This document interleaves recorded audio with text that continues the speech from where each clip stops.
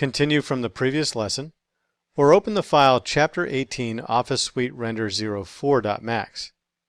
In this lesson, we're going to render an image using the image overlay effect to display lighting analysis values in the final rendered image. We can get to the lighting analysis overlay by clicking on the lighting analysis menu and choosing Lighting Analysis Assistant. In the Lighting Analysis Assistant dialog, click the Analysis Output tab. Scroll to the Image Overlay rollout, then click the Edit option. That will open the Environment and Effects dialog.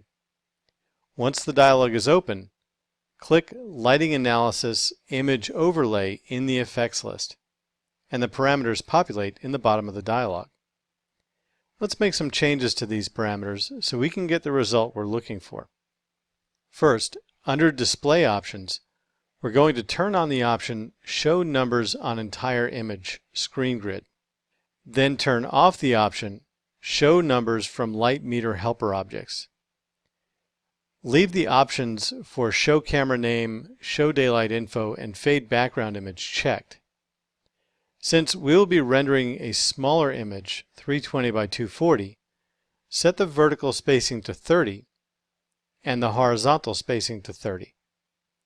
That will give us 30 pixels between each sample. Make sure the camera view is active. Next, in the preview area, check the interactive option. That will open up the renderer and render the image. Plus, it will allow us to interactively edit the values that we have here in order to get an optimal view of our image overlay effect.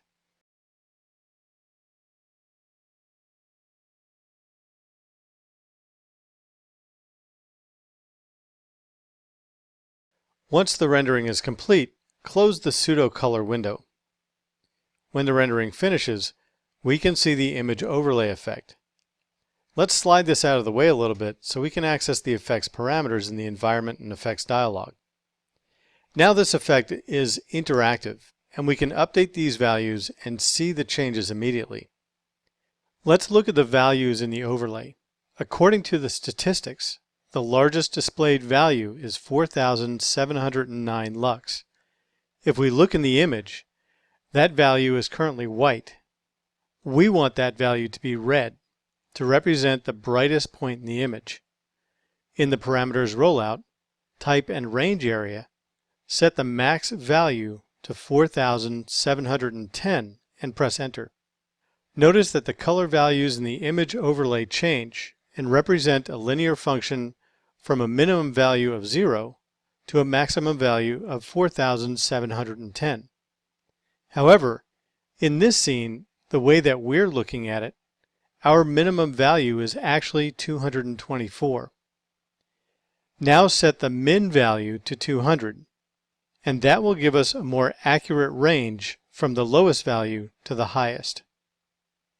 It also gives us a good color scale from red to blue and the colors in between that represent the values between those colors. Since the camera name has no use to us at this point, turn off the Show Camera Name option in the Display Options area. Since the daylight information shows us some valuable information, we'll leave it on. Also, turning it off would change the location of the analysis points in the image by shifting them up, which would cause us to have to change the minimum and maximum range values. The same goes for changing the grid spacing. If we change the spacing between samples, the value at each sample will change. It can be helpful to set the grid and display options first, then set the range values to fit the resulting sample values. Once we're done, we can save this as an image file. A simple way to do this is click the Save Image option from the Render Frame window toolbar. In the Save Image dialog, name the image Image Overlay Effect .png and click Save. In the PNG configuration dialog, set the color to RGB 24-bit, make sure the alpha channel is unchecked, and click OK. That just saved the file down to the hard drive so we can use it later in a presentation, or bring it up separately at a later time to discuss the results.